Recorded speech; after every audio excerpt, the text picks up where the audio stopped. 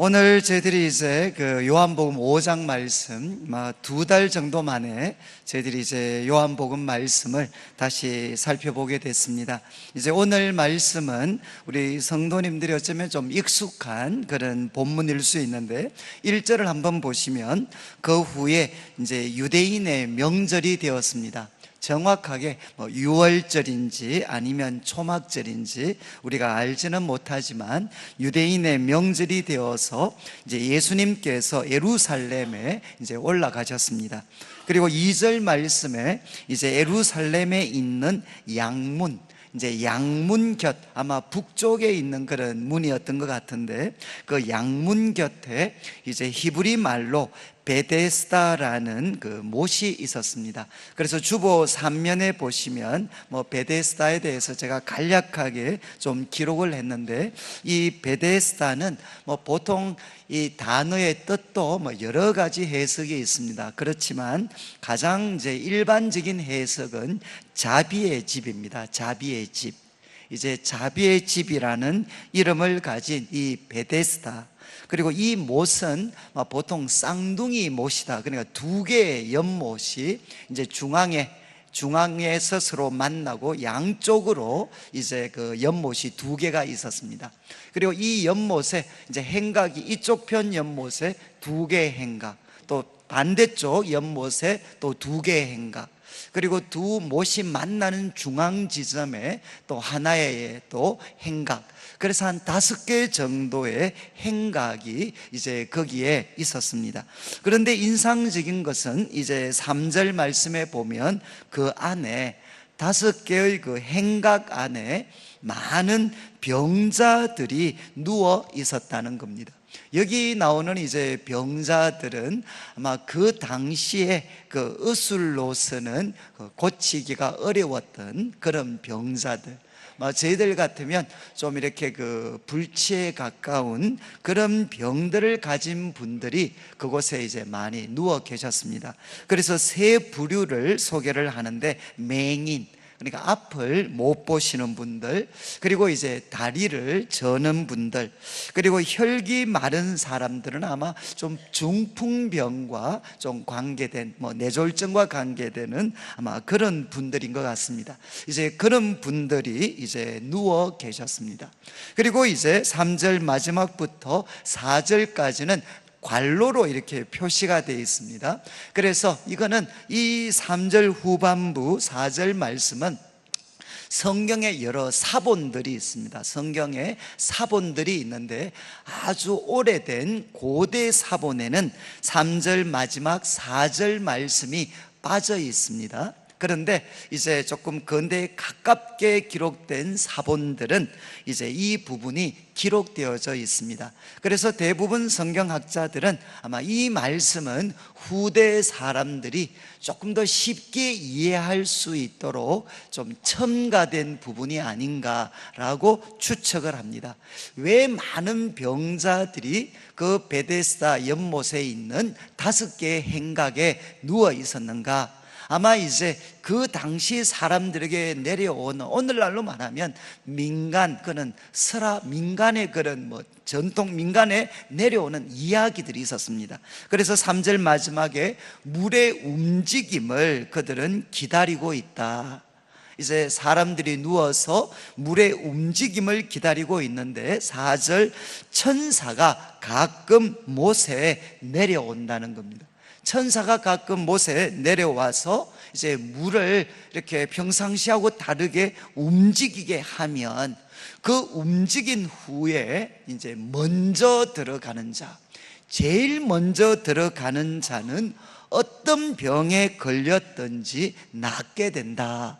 이제 이런 민간의 이야기들이 있었기 때문에 많은 병자들, 특별히 이제 더 이상 회복이 어렵다고 판단된 그런 병자들이 그곳에 많이 누워 있었다는 겁니다.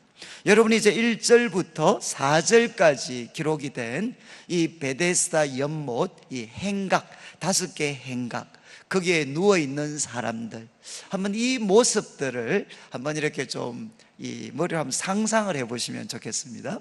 상상해 보시면 어떤 모습들이 좀 우리들하고 우리가 살고 있는 지금하고 조금 비슷한 게 좀 있겠습니까? 뭐 여러 가지가 있을 수 있겠지만 모든 그 병자들의 관심은 어디에 집중되어 있느냐? 이제 물이 움직이는 겁니다. 갑자기 물이 움직였다 그러면 그 많은 사람들 중에 제일 먼저 달려 들어가는 사람, 그 사람은 이제 고침을 받습니다.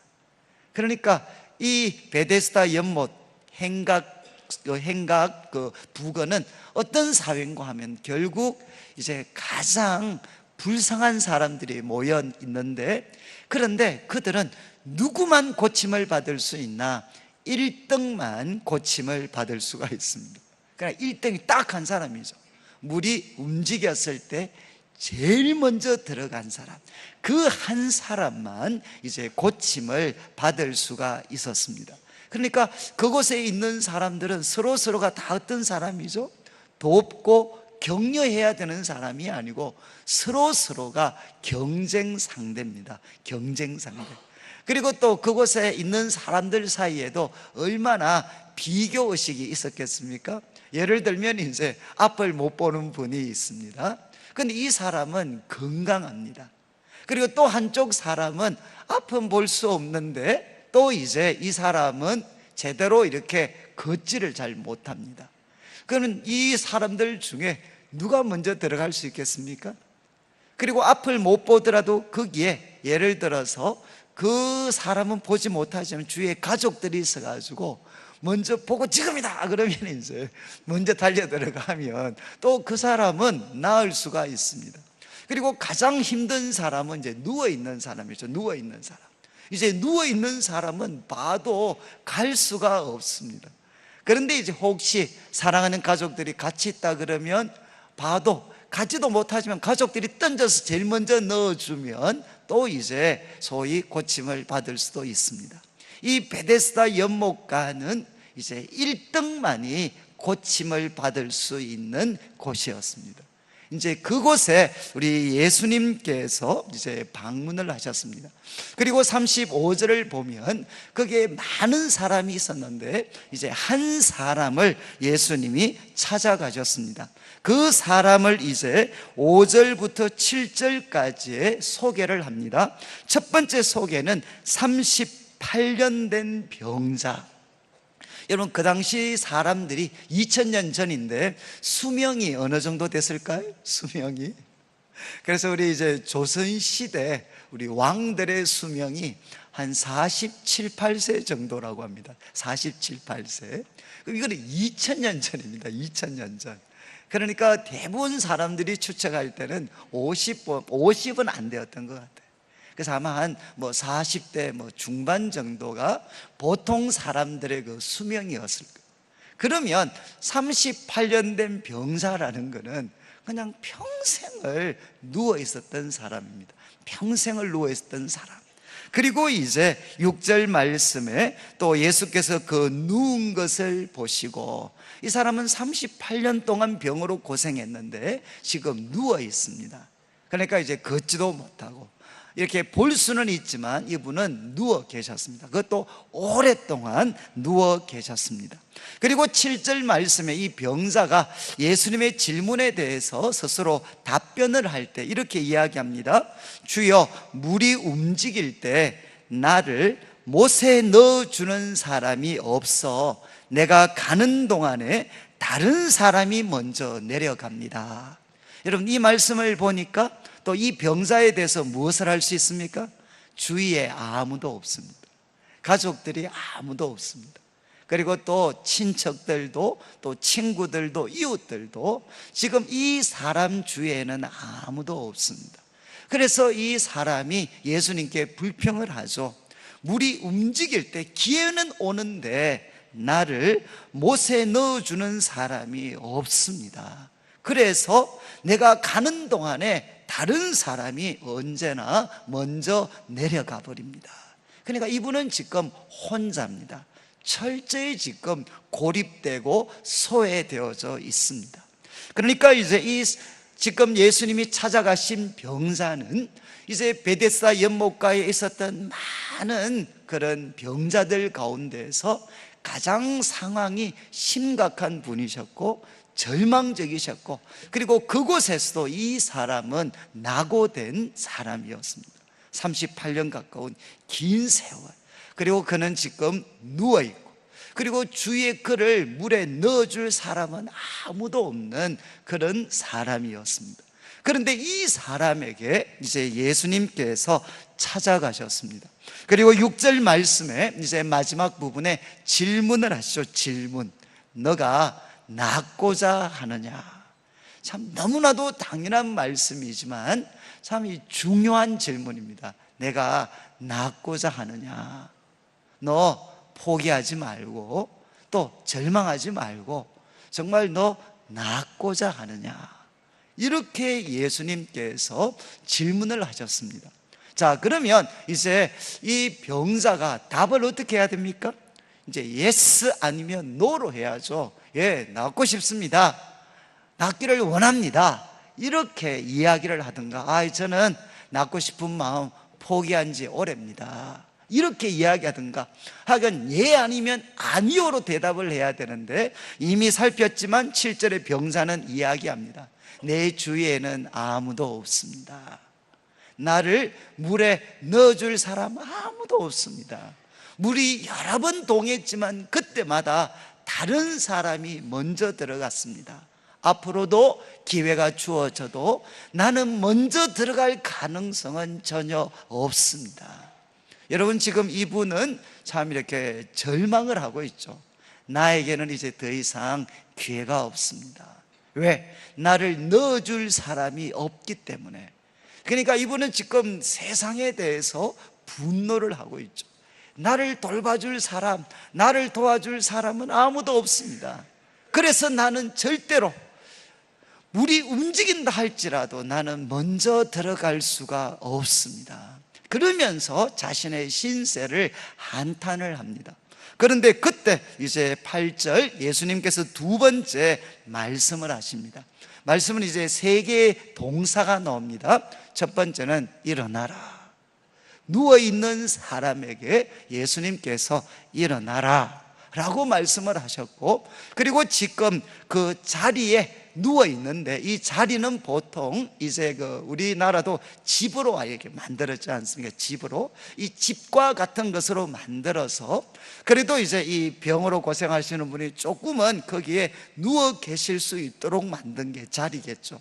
그런데 그 자리, 이때까지 누워 있었던 그 자리를 네 스스로 이렇게 들고, 그리고 세 번째는 뭐라고 말씀하셨느냐? 걸어가라. 그래서 일어나 내 자리를 들고 그리고 걸어가라, 이렇게 말씀을 하셨습니다. 그때 9절 말씀, 그 사람이 곧 나아서.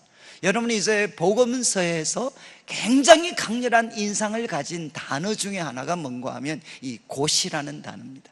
적시라는 단어입니다. 적시. 특별히 마가복음을 보면 이제 복음서 가운데 가장 역동적일 수 있는 복음서가 마가복음입니다. 그런데 이 마가복음을 보면 앞부분에 굉장히 자주 등장하는 표현이 바로 곧, 적시라는 단어죠. 적시. 이제 예수님께서 말씀을 하셨을 때 이 38년 된 병자가 9절에 나아서, 그는 나았습니다. 그리고 이제 두 번째는 자리를 들었습니다. 그리고 그는 걸어갔습니다. 바로 이 놀라운 일이 예수님께서 말씀을 하셨을 때 일어났다는 겁니다. 자, 그런데 이 날은 참 안식이었습니다. 안식일. 이거는 다음 주에 한 번 더 말씀을 드릴 텐데, 그래서 이제 10절 유대인들이 병 나은 사람한테 시비를 겁니다. 여러분, 지금 이 병자는 38년 동안 누워 있었기 때문에, 그리고 아마 이 베데스다 연못 행각에 아마 오랫동안 머물렀으니까 웬만한 사람들은 아마 이 병자를 알았을 겁니다. 그러면 여러분, 38년 된 그 병자가 지금 자리를 들고 걸어가면 사람들이 놀라야 되잖아요. 야, 어떻게 당신한테 이 놀라운 일이 일어났습니까? 이렇게 놀라고 기뻐하고 같이 찬양하고 하나님을 높여야 되는데, 이 사람들 눈에는 38년 동안 누워있다가 지금 회복이 되어서 일어나 걷고 있는 그 모습은 보이지 않고 뭐합니까? 안식일에 해서는 안 될 행동, 이제 그들이 가지고 있는 안식일의 가르침 중에 이 짐을 다른 곳으로 옮기지 못하게 하는 내용이 나옵니다. 그래서 그 규정에 봤을 때 이거는 해서는 안 되는 행동을 너 왜 하고 있냐, 그러면서 그 사람을 책망을 합니다. 저는 제가 이 복음서를 읽어보면, 야, 사람이 이렇게 굳어질 수가 있구나.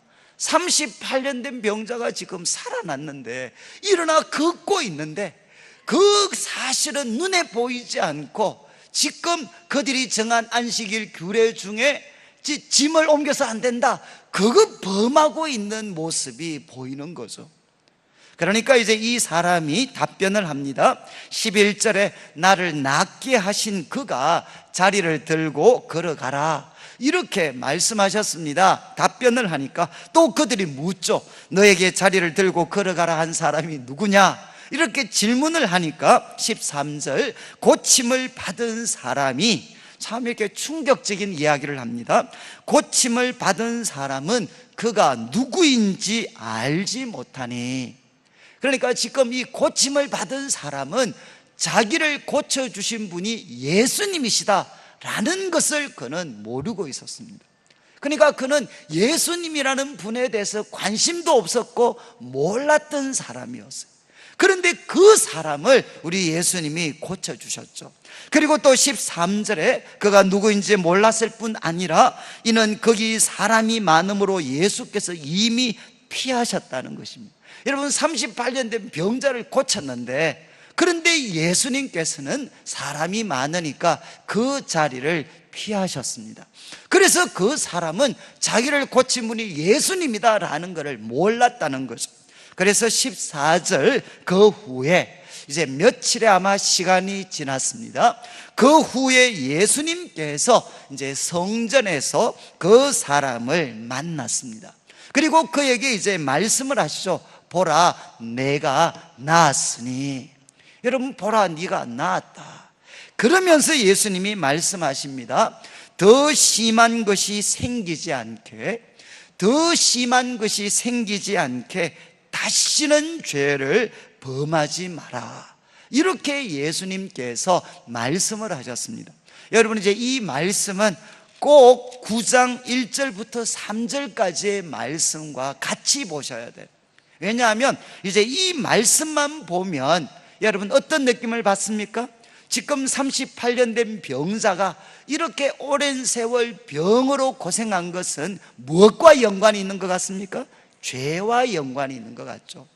그래서 예수님께서는 네가 나았으니까 더 심한 거 생기지 않게 가서 다시는 죄를 짓지 마라, 이 몸조리 잘해라, 건강관리 잘해라, 이렇게 말씀하시지 않고 가서 다시는 죄를 짓지 마라, 이렇게 말씀을 하셨어요.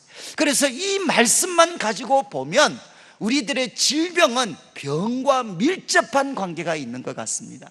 그런데 9장 1절에서 한번 보시면, 이거는 뭐 나중에 살피겠지만 우리 성도님들 잘 아시는 말씀인데, 9장 1절에 예수님께서 길을 가실 때 날 때부터 맹인된 사람을 보셨습니다. 그러니까 태어나면서부터 앞을 보지 못했던 사람을 보셨는데, 그때 제자들이 물었습니다. 랍비여, 이 사람이 맹인으로 난 것이 누구의 죄 때문입니까? 자기니까 그의 부모입니까? 지금 이 사람이 날 때부터 앞을 보지 못하는 그런 불행을 맞이했는데 누구 죄 때문입니까? 자기 죄 때문입니까? 부모님의 죄 때문입니까? 그런데 그때 3절 예수님께서 대답을 하셨습니다. 이 사람이나 그 부모의 죄로 인한 것이 아니라 그에게서 하나님이 하시는 일을 나타내고자 하십니다. 예수님께서 분명히 말씀하셨죠. 이거는 그 사람의 죄 때문도 아니고 그 부모의 죄 때문도 아니고 하나님이 하시는 일을 나타내고자 하십니다. 이렇게 예수님은 말씀을 하셨어요. 그래서 이 9장 말씀을 통해서 보면 또 모든 병이 죄와 연관된 것은 아닙니다. 여러분, 이 두 말씀을 항상 기억하셔야 돼요. 여러분, 모든 병이 죄와 관계된 것은 아니지만, 그러나 오늘 5장 말씀에 나타난 이 사람에게는 어떤 경우도 있습니까? 그 사람이 가진 질병이 죄와 연관성을 가지는 경우도 있습니다. 그래서 예수님께서는 그 사람에게 이제 명령을 하셨죠. 더 심한 것이 생기지 않도록 가서 다시는 죄를 짓지 마라, 이렇게 예수님이 말씀을 하셨습니다. 여러분, 이게 이제 오늘 본문의 말씀입니다. 여러분, 이 말씀을 보니까, 들으시니까 좀 어떤 생각이 좀 드시나요? 여러분, 여기에서 이제 이 주인공인 38년 된 병자는 여러분, 베데스다 그 못가에 병자들이 모여있는 그 베데스다 못가에서도 그는 가장 낙오된 사람입니다. 가장 절망적인 사람입니다. 여러분, 우리가 살고 있는 이 시대는 이제 1등만이 살아남을 수 있다라는 그 메시지가 끊임없이 우리들의 귀에 들립니다. TV만 우리가 켜면 1등 기업만이 살아남을 수 있다고 이야기를 하죠. 우리 자녀들에게도 1등만이 우리가 출세할 수 있다고 이야기를 합니다. 그리고 자녀를 양육하는 부모님들도 1등 부모만이 정말 이렇게 행복할 수 있다. 그래서 우리가 살고 있는 세상은 1등만이 살아남을 수 있는 소위 적자생존, 약육강식의 사회를 우리는 살고 있습니다. 그래서 누구도 피할 수 없는 것이 뭔고 하면, 우리들의 삶에 한 번 내지 두 번은, 여러 번은 여러분, 우리도 낙오할 수가 있습니다. 여기 나오는 38년 된 병자처럼 이제 더 이상 내 삶에는 아무런 미래를 꿈꿀 수가 없습니다. 다른 사람에게는 다시 그 고침을 받고 행복할 수 있는 기회가 주어질지 모르지만, 나에게는 이제 더 이상 주어질 기회가 없습니다. 자기는 병들었고 자기 주위에는 자기를 물에 넣어줄 사람이라고는 아무것도 없습니다. 이제 그 사람이 할 것은 뭔가 하면, 앞으로 물이 동할 때 자기보다 앞서서 먼저 그곳에 뛰어들어서 고침을 받는 사람들을 씁쓸하게 보다가, 그러면서 세상을 탓하고 자기를 원망하다가 삶을 마치는 일만 이 사람에게는 이제 남아 있었겠죠. 여러분이 이제 38년 된 병자는 베데스다 연못가에서도 가장 낙오된 사람이었어요.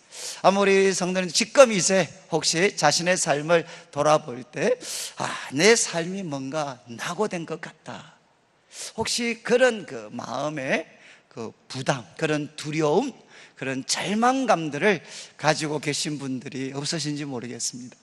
그리고 이제 또 우리 성도님들 가운데 또 지난 삶을 이렇게 돌아보면, 우리들의 삶에도 이 38년 된 병자처럼 낙오하고 절망하고 있었던 순간들이 있을 수가 있습니다.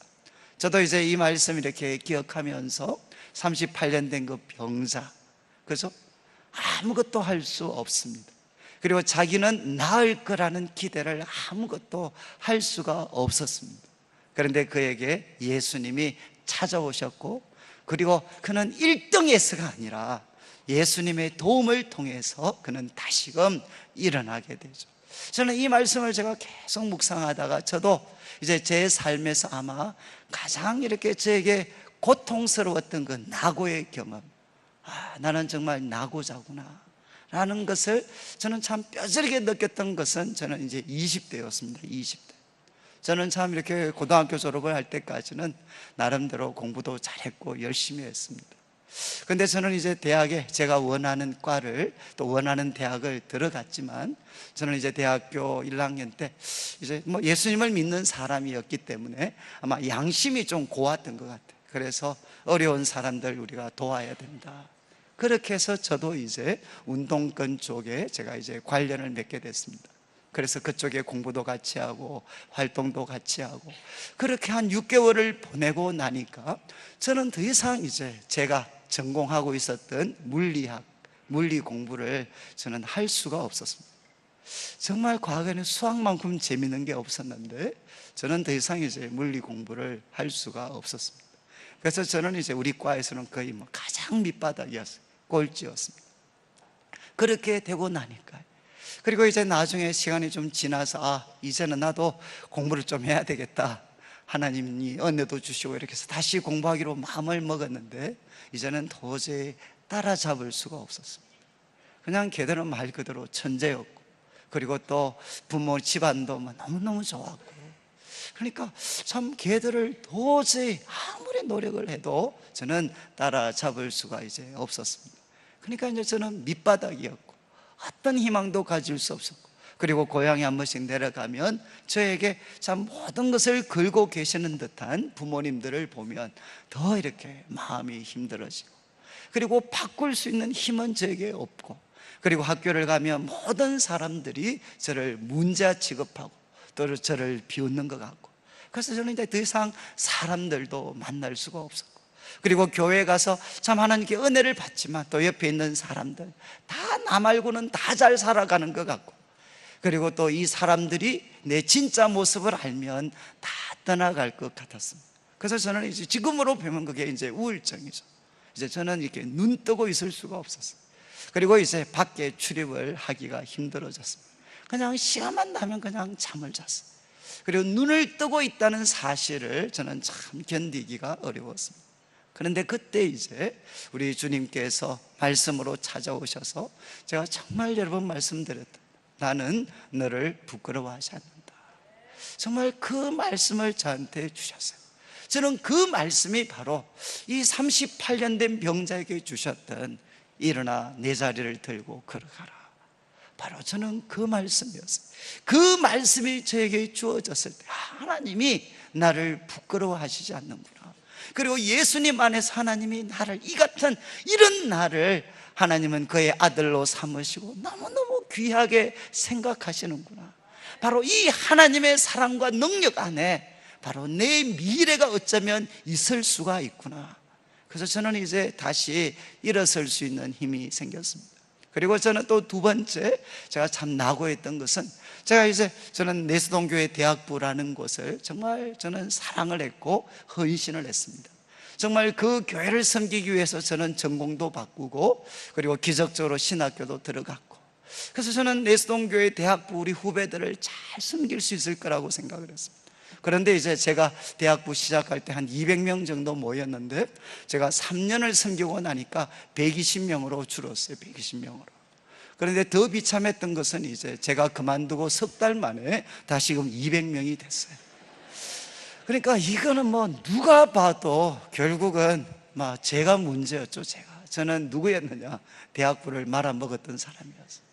그러니까 저는 이 현실을 견딜 수가 없었어요.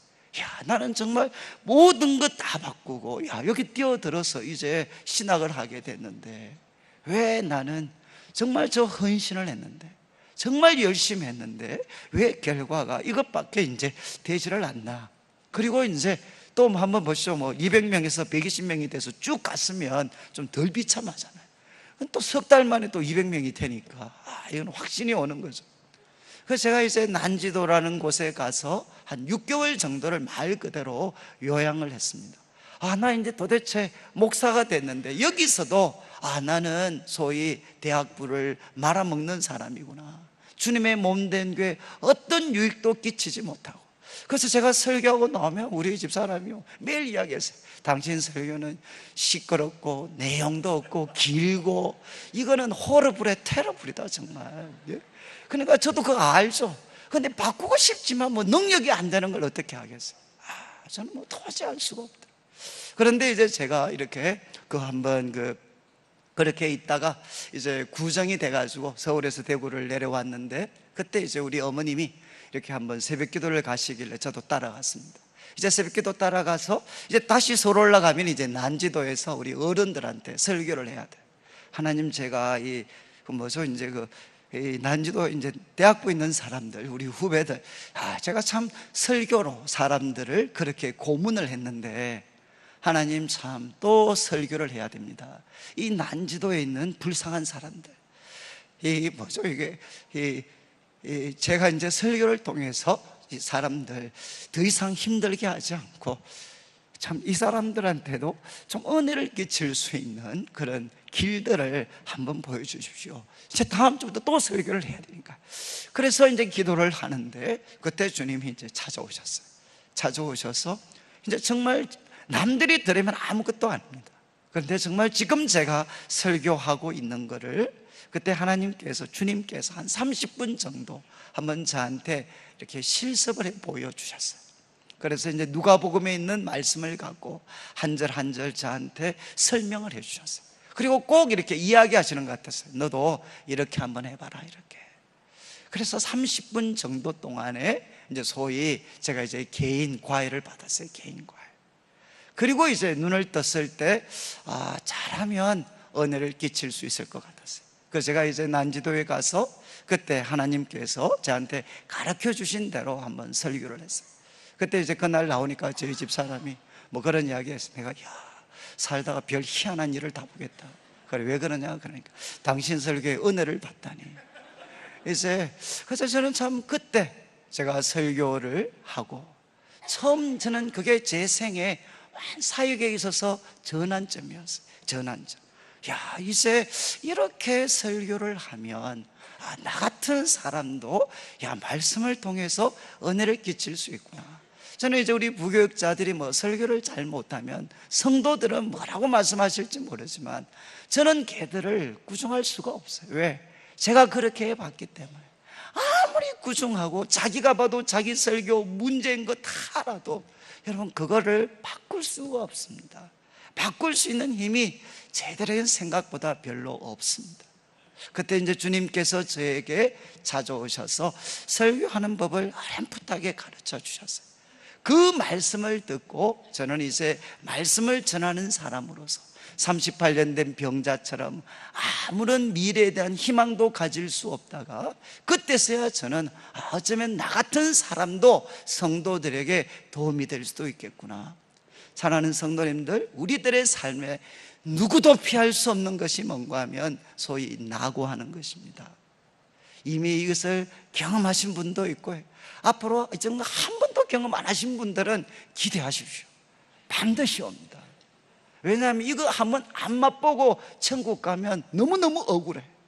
가장 고통스럽지만 어떻게 보면 그 속에서 인간인 내가 누구인지, 하나님의 은혜와 사랑이 무엇인지, 하나님의 지혜는 무엇인지, 하나님의 권세는 무엇인지를 우리는 언제 알게 되느냐? 가장 우리가 낙오하고 가장 어두운 데 떨어져 있을 때 우리를 일으키시는 하나님의 능력, 하나님의 사랑, 하나님의 지혜, 하나님의 권세를 우리는 경험할 수가 있습니다. 저는 이제 우리 성도님들 오늘 말씀, 우리 예수님은 누구시죠? 바로 우리들의 삶에 어떤 희망도 가질 수 없는 이제는 낙오자가 된 나에게 찾아오시는 분이십니다. 그리고 우리에게 질문하시죠. 너 낫고 싶으냐? 너 낫기를 원하느냐? 그리고 우리들의 답변과 상관없이 주님께서 친히 말씀하시죠. 일어나 내 자리를 들고 걸어가라. 바로 이 생명의 말씀, 이 살리는 말씀이 우리 성도님들의 삶에도 부어지기를 원합니다.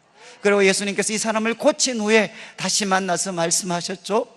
더 심한 거 안 생기도록 가서 다시는 죄를 짓지 마라. 이제 저를 한번 보시죠. 뭐 곧 끝날 테니까. 제가 말씀드렸는데 제가 관상을 좀 본다 그랬어요. 관상을. 제가 좀 죄송하면 제가 뻥을 조금 치면 제가 얼굴 보면 이분이 무슨 죄를 짓고 있나 조금은 압니다. 조금은. 아무리 여자분들 화장으로 가려도 다 보여요. 남자분들 교회 와서 향수 팍팍 뿌려도 다 냄새 납니다. 여러분 우리가 봐도 뭐하고 있는지 대충 압니다. 대충. 아무리 숨기려고 해도 웬만큼 알아요. 여러분, 근데 우리 하나님께서, 우리 주님께서 모르시겠습니까? 그런데 예수님께서 그에게 말씀하셨어요. 가서 다시는 죄를 짓지 마라. 왜? 더 심한 거 생기지 않도록. 앞으로 너 잘 살고 싶으면 가서 다시는 죄를 짓지 마라. 여러분, 우리들의 육체를 망가뜨리는 병도 무서운 거지만 우리들의 영혼을 망가뜨리는 죄가 더 무서운 것입니다. 그래서 우리 예수님께서는 말씀하셨죠. 더 중한 거, 더 심한 거 생기지 않도록 너 죄 짓지 마. 근데 여러분, 우리들의 노력을 통해서 우리는 죄를 이길 수가 없습니다. 우리에게 무엇이 임해야 되죠? 주님의 말씀이 임하셔야 돼. 그리고 주님의 은혜가 임하셔야 돼. 그리고 성령의 도우심을 입어야만 우리는 어떻게 되느냐? 우리들의 힘으로 이길 수 없는 죄. 여러분, 남들은 모릅니다. 그러나 자기는 알고 있어요. 자기는 알고 있는, 그리고 하나님은 알고 계시는 그 죄를 우리는 하나님이 주시는 은혜로 우리는 이길 수가 있습니다. 오늘 말씀을 마무리하면서 여러분, 정말 참 지금 우리가 살고 있는 이 참 시대는 정말 모두가 힘들어하는 세상입니다. 우리 어른, 우리 남자 성도님들도 정말 어려우시잖아요. 우리 여자분들이 진짜 남편들을 이렇게 잘 해주셔야 돼. 남편들을 정말 남편들 사는 게 어렵습니다. 그리고 이렇게 뭐 웃고 있지만 여러분, 웃는 게 아닙니다. 그래, 여러분 이렇게 뭐 이렇게 집에 가서 매일 남편들 넉나가게 삼성 보고 있지만 여러분, 그게 왜 보고 있겠어요? 세상에 낙이 별로 없어요. 그거라도 봐야. 근데 요즘 계속 깨지니까 더 스트레스 받고 있죠 지금. 그러니까 어떻습니까? 그냥 불쌍하게 생각해 줘요. 얼마나 참 서글프면 저거 말고는 낙이 별로 없어요. 낙이 그 순간이라도 좀 있어야 사람이 숨을 좀 쉴 수가 있습니다.